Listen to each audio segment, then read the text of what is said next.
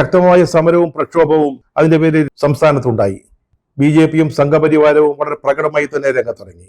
കോൺഗ്രസും മറ്റും ആചാര അനുഷ്ഠാനങ്ങൾ പഴയതുപോലെ നിലനിർത്തണമെന്ന് ആവശ്യപ്പെട്ടുകൊണ്ട് രംഗത്ത് വന്നു.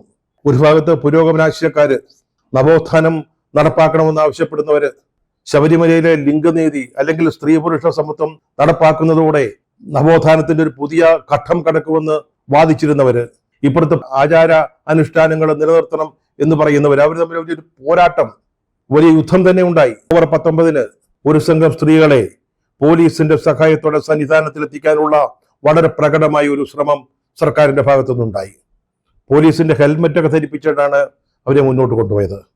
അന്ന് തന്ത്രിയായിരുന്ന കണ്ഠരര് രാജീവര് വളരെ ശക്തമായ ഭാഷയിൽ പോലീസിനോട് പറഞ്ഞു, ഇത് നടക്കുകയാണെങ്കിൽ എനിക്ക് ക്ഷേത്രം അടച്ചിടേണ്ടി വരുമെന്ന്. ആര് വന്നാലും സംരക്ഷണം ഒരുക്കുമെന്നാണ് കോടിയേരി ആവർത്തിച്ചു പറഞ്ഞത്. അന്ന് പിണറായി പറഞ്ഞ ഒരു വളരെ പ്രസിദ്ധമായ ഒരു വാചകമുണ്ട്, 10 വോട്ടിനും 2 സീറ്റിനും വേണ്ടി ഞങ്ങൾ നിലപാട് മാറ്റുകയില്ല എന്ന്. 10 വോട്ടിനും 2 സീറ്റിനും വേണ്ടി നിലപാട് മാറ്റില്ല.